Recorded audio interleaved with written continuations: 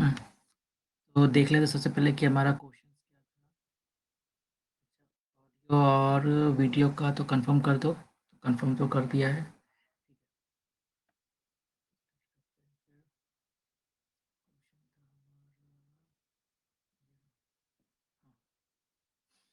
तो हमारा क्वेश्चन 2 था। पहला क्वेश्चन जो था ये लास्ट क्लास के अंदर हम लोगों ने जो आंसर लिखा था वो दोनों क्वेश्चन था 2000 में आया हुआ था, ठीक है? ये जो क्वेश्चन हमने अटेम्प्ट किया ये 2001 में आया था, ठीक? तो पहला क्वेश्चन क्या है? What administrative changes were introduced in India after 1858? What was the objective of this changes? ठीक है?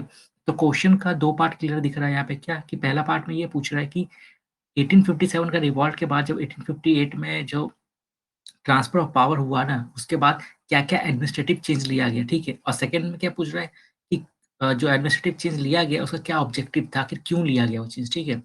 तो इसका जो स्ट्रक्चर बनेगा, क्या बनेगा कि सबसे पहले तो 1858 में हुआ क्या था, ठीक है? तो 1857 का रिवॉल्ट का थोड़ा-सा इंट्रोडक्शन होगा, ठीक?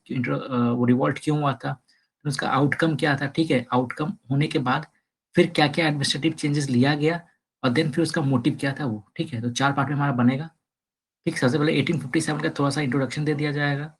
देन फिर उसके बाद ब्रिटिश ने क्या-क्या रिफॉर्म्स लिया, ठीक है? फिर उसका क्या ऑब्जेक्टिव था वो वाला, ठीक? फिर ये क्वेश्चन दूसरा क्या है what are the hurdles faced by the finance minister of India in keeping the fiscal deficit below 3 to 4% of GDP, ठीक है?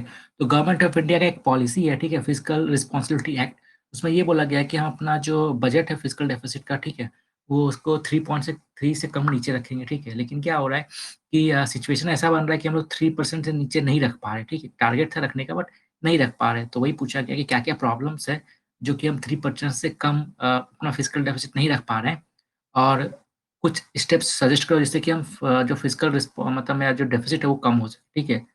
तो सबसे पहले तो क्या होगा कि थोड़ा-सा इंट्रोडक्शन होगा यहाँ पे फिस्कल डेफिसिट होता क्या है, ठीक?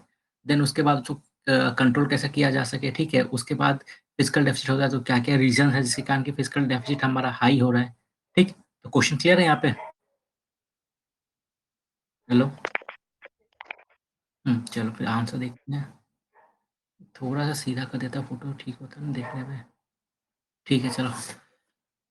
What administrative changes were introduced in India after 1858? The revolt of 1857 was a product of the characters and policies of the colonial rule, and it gave a severe joy to the British administration in India. It led to some major changes in the administrative system.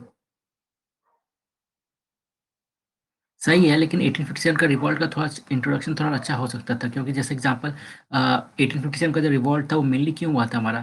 क्योंकि जो India के लोग थे कहीं न कहीं वो economical, political, cultural और रिलीजियस एंगल से डिसैटिस्फाइड थे ब्रिटिश रूल से, ठीक है? तो यहाँ पे रीज़न्स रिवॉल्ट का रीज़न्स गायब है, खैर क्वेश्चन में पूछा नहीं है तो उतना इफ़ेक्ट नहीं पड़ता है।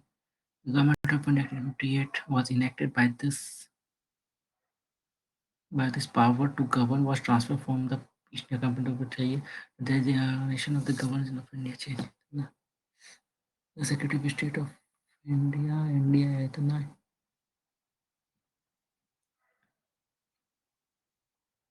the British was careful so as to prevent the requirement of occurrence of another revolt. Their objective was of bringing these changes was to ensure their hold on India's governance without interfering in the traditional structure of Indian society. Though these policies they tried to build discrimination among Indians and uh,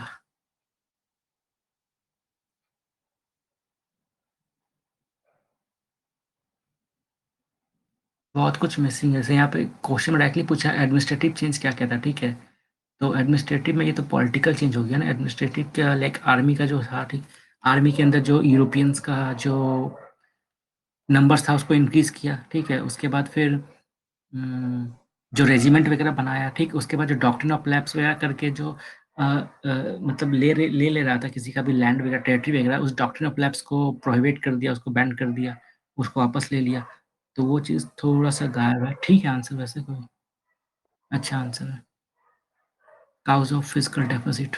What are the hurdles faced by the finance minister? इतना fiscal deficit is the shortfall in government income with spending fiscal deficit by the percentage of the gross domestic product. सही है। अच्छा, कभी भी ऐसा होता है ना कि आधा-आधी यहाँ पे हो रहा है, आधा यहाँ पे, आधा यहाँ पे, उस लाइन को छोड़ दिया करो, अगले लाइन में पूरा लिख दिया करो। Cause of fiscal deficit, higher expenditure in revenue and food and public distribution during pandemic. After 15 Finance Commission, higher expenditure in salaries and allowance, not increase in revenue as compared to expenditure reduction in the rate of taxes. इसमें fertiliser, food subsidies गायब है, थोड़ा सा interest payment और defence वाला add कर देता तो और अच्छा हो जाता थोड़ा सा, बट ठीक है। Reduction in subsidies by government help in reducing physical deficit. Reduction नहीं बोल सकते यहाँ पर, ऐसा थोड़ी कि उसको रैशनलाइजेशन अच्छा वर्ड होता है। रिडक्शन का मतलब क्या होता है कि आप रिड्यूस कर दो, लेकिन रैशनलाइजेशन का मतलब क्या होता है कि आप सोच समझ के उसको टारगेटेड वे में रिड्यूस करो जिससे कि इम्पैक्ट ना हो सके, ठीक है। तो ये सब्सिडीज बंद कर देंगे, रिड्यूस कर देंगे तो फिर तो लोगों का क्या होगा। इसलिए रिडक्शन ठीक वर्ड नहीं है यहाँ पे, रैशनलाइजेशन ठीक वर्ड होता है। गवर्नमेंट भी यही यूज करता है अपने रिपोर्ट्स के अंदर। This investment should be done where assets are not being used efficiently. अच्छा पॉइंट है। They are the avoid unplanned expenditure, timely completion of project and their recovery। अच्छा पॉइंट्स है, अच्छा आंसर है। ये फिर गड़बड़ कर दिया ना, पूरा लिखना चाहिए था ये एक्ट का नाम, क्योंकि फर्स्ट बार मेंशन हो रहा है यहाँ पे, बट ठीक है। After the revolt of 1857, there was a new stage of colonialism was introduced that in British administration। ये इंट्रोडक्शन बिल्कुल भी ठीक नहीं है। एडमिनिस्ट्रेशन क्या हुआ? Act of 158। इतना भी स्पीड में मत भागो कि 1958 में 9 ही गायब हो जाए। Transfer the power to govern India to the Crown through the Secretary of State, who was responsible to the Parliament. Administration was decentralized and power was given to the local bodies to overcome problem। ये 1861 में नहीं हुआ था ये चीज़, ये मायो declaration में हुआ था 74 के आसपास। The proportion of the European soldier was increased to counter push इतना सब बताया गया है, लेकिन इसमें ये चीज़ गायब है आंसर में कि आखिर उसका मेन मोटिव क्या था, ठीक है? क्वेश्चन में सिर्फ ये नहीं पूछा है ना कि क्या-क्या चेंजेस इंट्रोड्यूस किया गया था, ठीक? What were the objective of this changes, उसका ऑब्जेक्टिव क्या था? तो ऑब्जेक्टिव गायब है यहाँ पे। क्यों आखिर किया था वैसे, उसका वो चाहता क्या था उस चेंज लाने के बाद वो? What are the hurdle faced by the इतना fiscal deficit is the situation when government's expenditure exceeds income। Income से अच्छा रेवेन्यू हो जाएगा, ठीक है? रेवेन्यू रेवेन्यू एक बड़ा टर्म है, उसमें इनकम प्लस और भी चीज़ बहुत कुछ आ जाता है, तो रे इनकम सही वर्ड नहीं है यहाँ पे, रेवेन्यू वर्ड होता है यहाँ पे। Okay. हुँ, it is different between the total income government and X नहीं, रिपीट क्यों हो गया यहाँ पे दोनों चीज़? Excessive government spending, lower level of tax that don't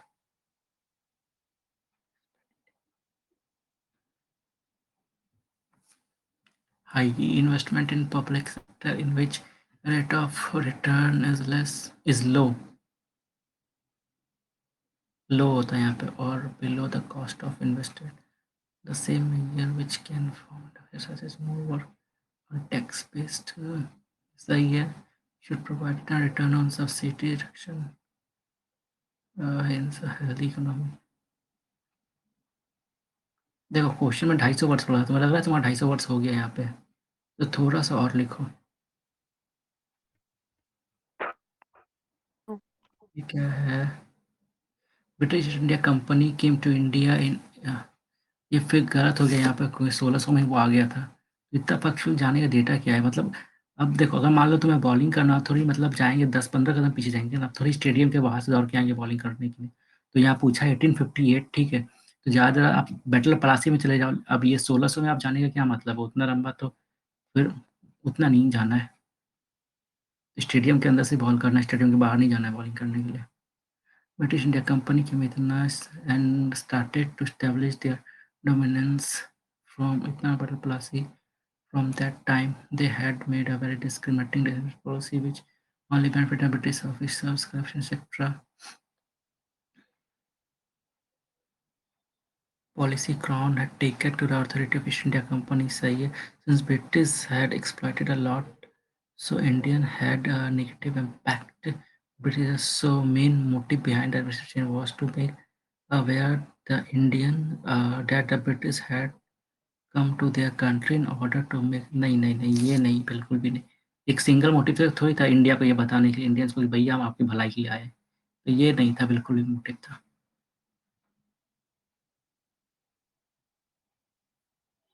fiscal deficit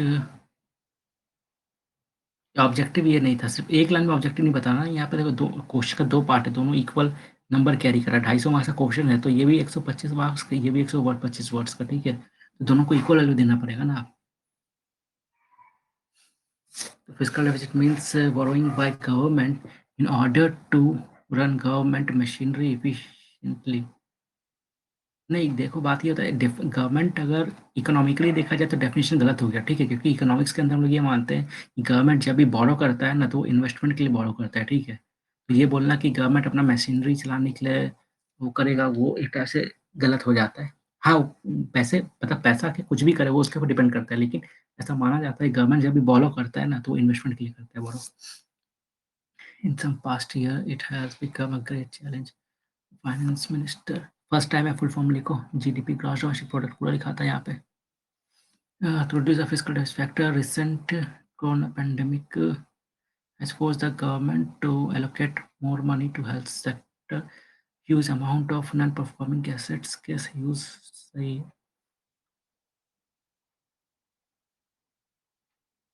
अब देखो यहाँ पे एक्सट्रीम वर्ड जो होता है ना, ह्यूज ह्यूज टाइप का चीज़ से बचना है, लैक लिख दो अच्छा है, वो एक मॉडरेट वर्ड लग रहा है। मैंने बताया ना कि क्रिटिसिज्म जब भी करना है तो थोड़ा मतलब ईजी वर्ड चुनो। जैसे यहाँ पे huge amount of non performing assets ऐसा नहीं लिख सकते थे ना, इसको ऐसा लिख सकते थे क्या यहाँ पे, क्या इंक्रीजिंग नॉन परफॉर्मिंग एसेट्स, ठीक है? या फिर increasing loss in public sector units ऐसा लिख सकते थे, ह्यूज ऐसा मत लिखो। Banks have to check multiple time before giving loan.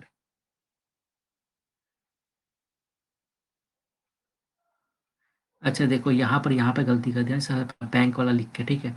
सबसे पहला बात तो ये कि यहाँ पे क्वेश्चन में दिया फिजिकल डेफिसिट, ठीक है? मतलब फिजिकल डेफिसिट मतलब फिजिकल पॉलिसी, और बैंकिंग सेक्टर अपना रेट कैसे दे रहा है नहीं दे रहा है वो आता है मेरा किसमें, वो फिजिकल पॉलिसी का पार्ट नहीं, वो मॉनेटरी पॉलिसी का पार्ट हो जाता है, ठीक है? तो इसलिए ये bank have to check multiple time before giving loan, ये तो मॉनेटरी पॉलिसी में आ जाएगा ना कि फिजिकल पॉलिसी में। ये पॉइंट ये इर्रेलेवेंट हो जाता है यहाँ पे। High expert from technical field making the PSU profitable. देखो फिजिकल डेफिसिट का मतलब क्या होता है? फिजिकल डेफिसिट का मतलब वो ना गवर्नमेंट जो अपने बजट से कैलकुलेट मतलब कंट्रोल कर रहा है, ठीक है? या एक्सपर्ट को अपॉइंट करना नहीं करना वो बजटरी नहीं हो सकता है ना वो चीज़। और industry so that the foreign, हाँ, ये सब ठीक है, पीपीपी कर सकता है, ठीक है। तो ये थोड़ा ध्यान रखना पड़ेगा, इकोनॉमिक्स कहाँ से लिख देता है, इकोनॉमिक्स का टेक्निकलिटीज़ का, टेक्निकल वर्ड्स का। और कोई आंसर नहीं है? हुँ।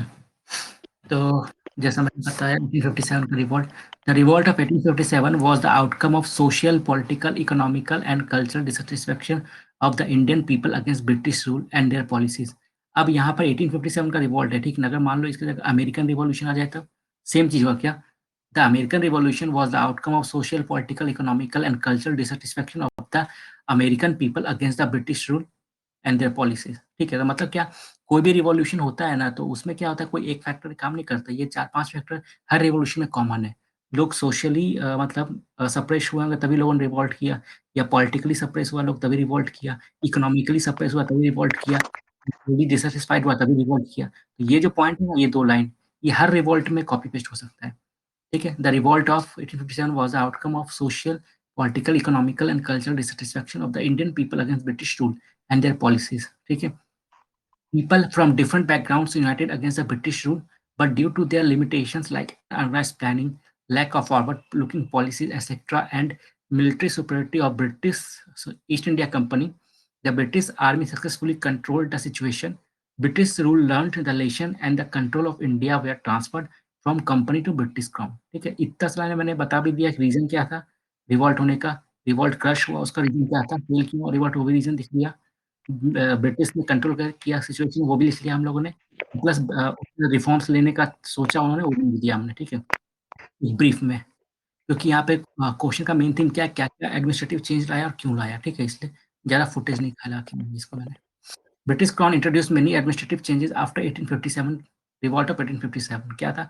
British east India company expanded their territorial influence after the Battle of Plassey and the Battle of Buxar. They acquired Indian territories with the help of policies like subsidy alliance and doctrine of plebs. King and nobles who lost their territory to Britishers were searching for an opportunity to fight back.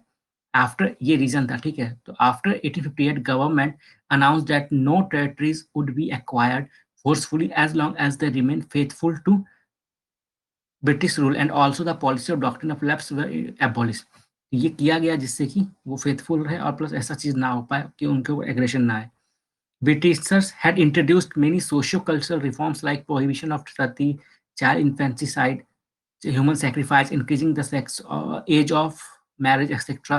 This created fear and outrage among people because they thought that Britishers were interfering and suppressing their culture and religion.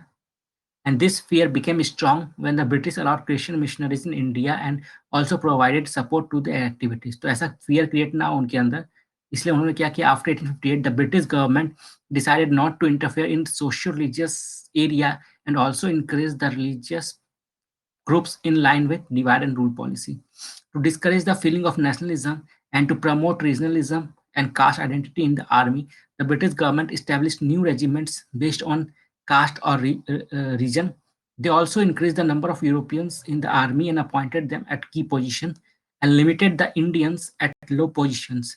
They encouraged new appointment from friendly states which supported Britishers during 1857 war and discouraged appointments from those states which revolted against them in 1857.